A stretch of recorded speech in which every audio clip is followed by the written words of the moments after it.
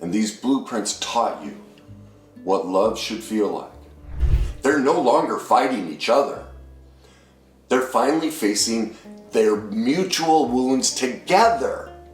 Can you see and feel that now? The two of you haven't been fighting this relationship. You've been fighting your childhoods. In my experience, couples don't lose hope because of their arguments. They lose hope because they've never been told that there's a childhood emotional blueprint underneath those arguments. And that's been the missing piece that they've never been told about. So when that emotional blueprint is invisible, the relationship naturally just feels impossible to fix. Every shutdown, every explosion, every cold silence, every moment of, I just can't do this anymore. I want you to know that none of it started with the two of you. It started long before you ever even met. What you're living right now is the echo of the emotional sled track that both of your childhoods carved for you. A track that decides your reactions and what they will be before your partner even speaks. You see, your emotional blueprint was formed before you had words. I want to say that again. These blueprints are formed in childhood before you even had words. That's why you're not aware of them. And these blueprints taught you what love should feel like, what danger would feel like, what disappointment means, how to protect yourself, and what it's going to cost you to be emotionally open. That blueprint shapes how you hear your partner's tone, how you brace during the conflicts that you have, how you interpret their silence, or how safe closeness feels or how unsafe it feels, and how much emotional risk you believe you can actually take and sustain. And because your partner has their own blueprint, their own, I guess you could say, think of it like it's just snowed and there's 2 feet of powder and you go sledding and you create this track. Well, that's what you did. You were both born and onto a snowy mountain, and those blueprints, those tracks got laid before you even had consciousness, and you're stuck in those tracks. And so both of you are attaching completely different meanings to the exact same moment because you both formed different types of sled tracks as children. So this is why you can be in the exact same room having the same conversation and still feel thousands of miles apart. That's because you're not reacting to each other. You're reacting to the past that's now been awakened by each other. So when your blueprints collide, when one of your sled tracks that says, I need to withdraw because closeness feels dangerous, and the other person's sled track says, I need to pursue because silence feels like abandonment. It's not a sign that you guys are incompatible. It's a sign that your childhood survival strategies are just battling for control, and they're both looking for safety and support. So the real problem is not the two of you, the two childhoods that are living, breathing, and inside running your relationship. And neither of you realized it until now.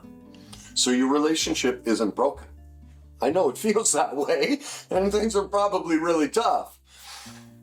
But I want you to know it's because your childhood emotional wiring is running the show, not the two of you. But the good news is that wiring can be rewired. Blueprints can be rewritten. New emotional sled tracks can be created. And I'm going to show you how. So the underlying truth to all of this is your relationship is not on the rocks. It's on the precipice of real intimacy and connection. You just need to know a few simple tricks, and I'm going to give them to you. So get excited, because with this new understanding of what the actual root problem is, you can now see why all the communication tools, the meditation and mindfulness, the compromising, the couples therapy, reading books, whatever it is you've tried, Now you know why it never worked. It's because none of those touch the root of the problem, your emotional blueprint that you developed as a child. So you don't have a communication problem. What you have is a competing childhood emotional survival pattern problem. See, one of you, on one side, one of you learned an emotional survival pattern of safety means I have to shut down, while the other learned that safety meant I have to chase and pursue. Both responses were absolutely perfect in your childhood environment.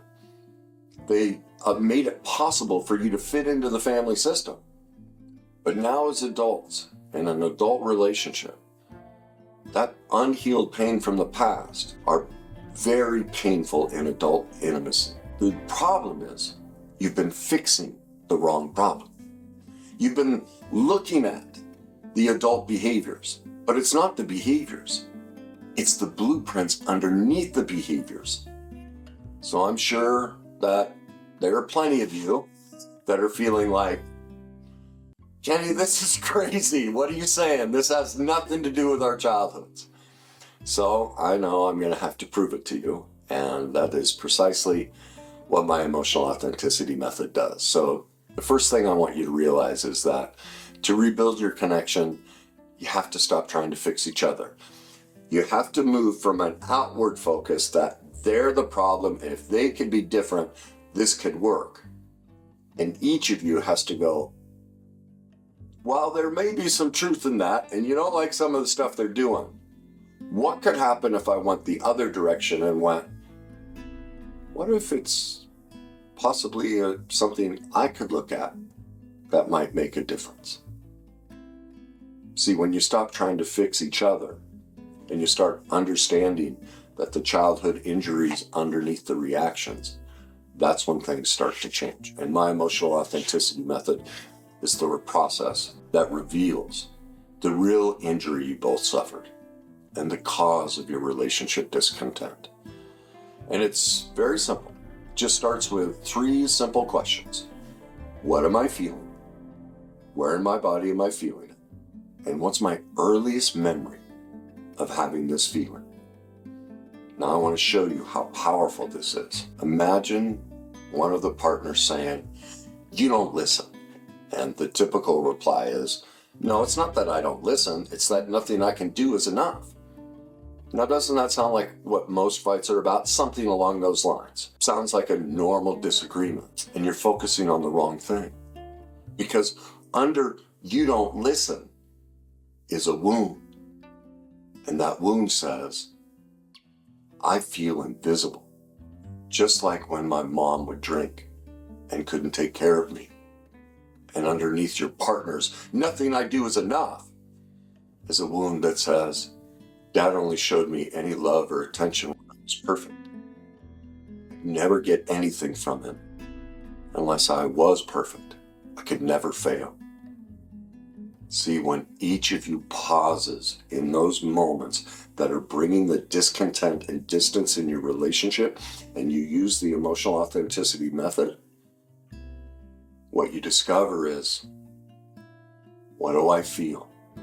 I'm scared. I feel it in my chest. What's my first memory? Oh my God, this reminds me of trying to talk to my dad and being ignored. See, when you bring that into your fights, the entire fight changes. Because now both partners see the truth. They're no longer fighting each other. They're finally facing their mutual wounds together. So you're no longer adversaries, you're teachers, you're healers, and you're protectors for each other. Can you see and feel that now? The two of you haven't been fighting this relationship, you've been fighting your childhoods. And this is like my favorite moment when I work with clients in the office and I walk them through this and I'm like, tell me your last fight. What is it about? What's the base of it? And I have them use this. And you just watch them. Both of them, their shoulders, they just like lean back. Their shoulders drop and they just take a deep breath. And sometimes there's tears. But there's always a smile. All of a sudden, hope and excitement, because suddenly everything in their relationship now makes sense. For the first time, they see that their partner shutting down wasn't a rejection of them. It was just their childhood fear. And their anger towards them wasn't actually aggression directed at them. It was their childhood panic. Their distance wasn't disinterested. It was their childhood protection. The other one's pursuit wasn't pressure after all. It was their child self, longing to be seen, heard, and loved. It's the first moment that a couple, each of them, finally see each other. They finally see the truth underneath their shared pain. And a massive realization hits. We're not incompatible after all. We're both being influenced and controlled by the pain from our past. So my partner isn't the problem. My unhealed childhood emotional blueprint is the problem. And that's when hope returns. And it's not a fantasy. It's a grounded, realistic possibility, because once I help them understand their worst day cycle, how they're both repeating the pain from the past and bringing that into all their fights. And that's why the fights keep recurring. And then once they use the emotional authenticity method, they see the wound beneath their reactions. And then once they step into the authentic self cycle, the solution to that pain, they finally see a way out. It's a way back to each other. So couples who were preparing to walk away from each other suddenly just kind of whisper,